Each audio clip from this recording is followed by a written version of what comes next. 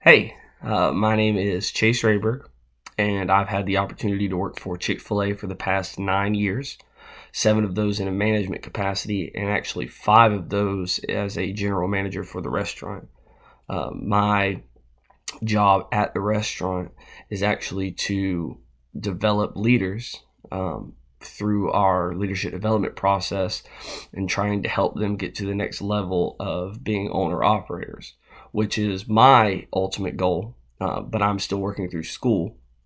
But my experience at the restaurant has actually allowed me to sort of work in that position, and it's really cool and it's really humbling, but it's a lot of fun. But through that, I've learned a lot about the organizational behaviors of Chick-fil-A and just kind of the overall culture of Chick-fil-A.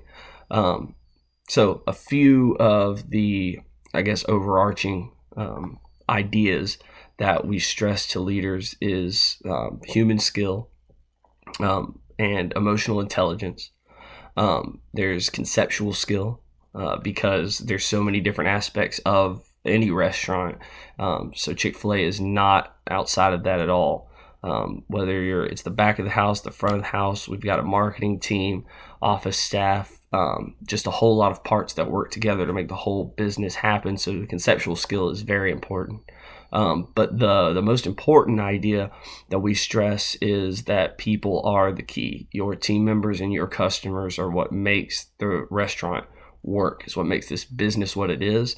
I don't think that it's a secret to anybody that Chick-fil-A is they value the people that work for them and the people that come in and actually eat with them.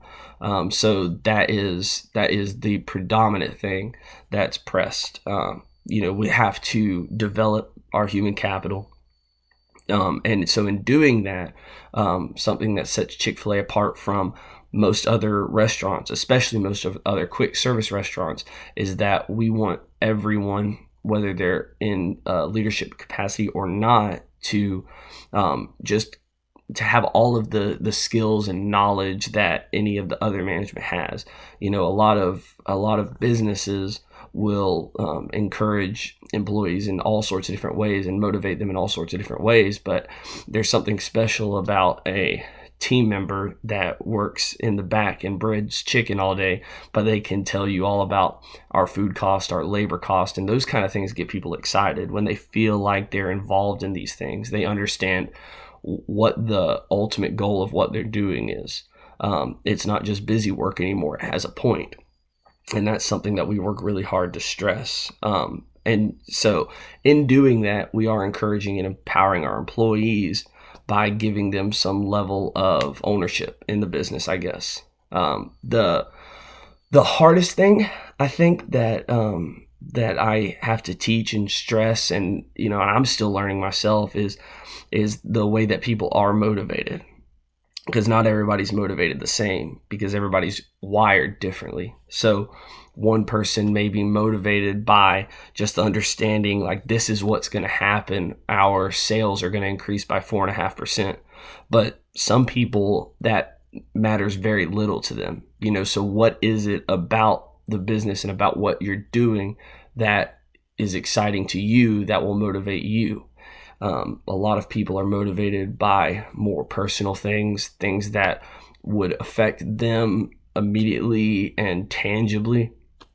One example of that is we have an employee that could care less whether our sales increase by 4.5%, but he understands that when our sales increase, we're able to schedule more staff, and it makes his life and the life of everyone around him a lot easier and a lot less stressful. And so that motivates him to push the increase in sales. That's just one example, but I could probably list hundreds. But that is definitely the most difficult thing to understand myself and to teach the other employees and leaders inside of the restaurant. We try to have a strong situational awareness, and I think that is also really difficult to teach, and it more so comes from experience, because certain situations are brand new and you don't know how to handle them. But in the future, a new situation may arrive, but it's most likely going to be pretty similar to one that you faced. So eventually you learn kind of how to respond to those things. And so actually through this class, I learned a word that I didn't know before, which was heuristics. But we sort of pushed that. I just didn't know the word, the rules of thumb when making decisions. What do you need to think about in this regard and that regard? What is this going to do to affect this team member over here? Those are things that you kind of learn and we kind of teach. That helps making decisions easier. One example of that I can give is we have a setup book that the assistant managers who sort of organize and run the individual shifts, they take the employees and they kind of organize them into different sections of the restaurant to make things work. And I always encourage new leaders to have 3 or 4 different ones, so if something's not working, all of the thought is sort of taken out and they can just switch to something different that they've already thought about and they've already created. And that makes it less stressful on the leader and less stressful on the team, because there's a straightforward, direct way to sort of change the organization of the restaurant at that time. So the other thing that I thought was interesting about this class that relates back to Chick-fil-A is about dealing with conflict, which is at first seems kind of odd, but we encourage functional conflict. It's something that we believe shows that the team members in the organization, that they care.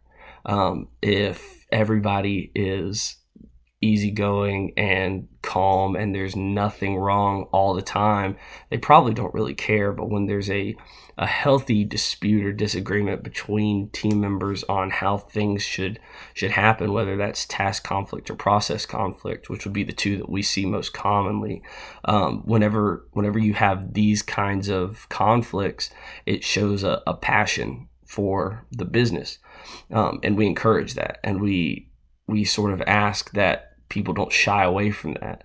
If you disagree with me as the general manager of the restaurant, even if you're a team member, please disagree with me. There's a respect level to that.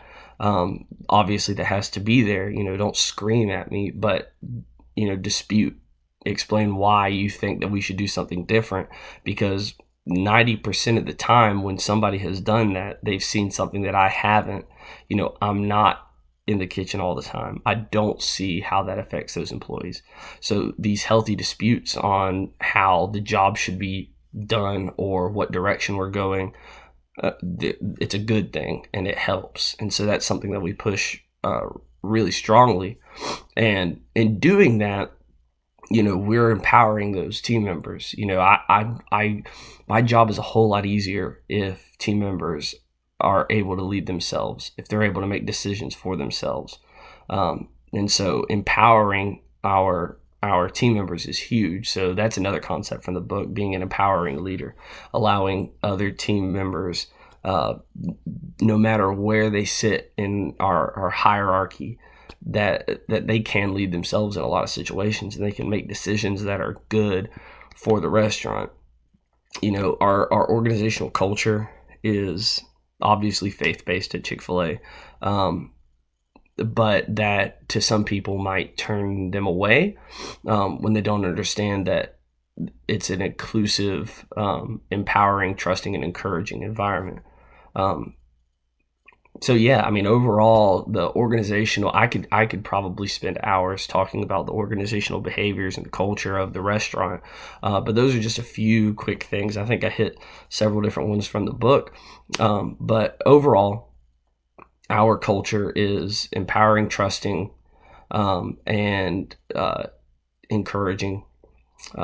We take a strong approach on empowering team members. Conflict is a good thing, and overall, I guess the best summary I could give is that people are the key.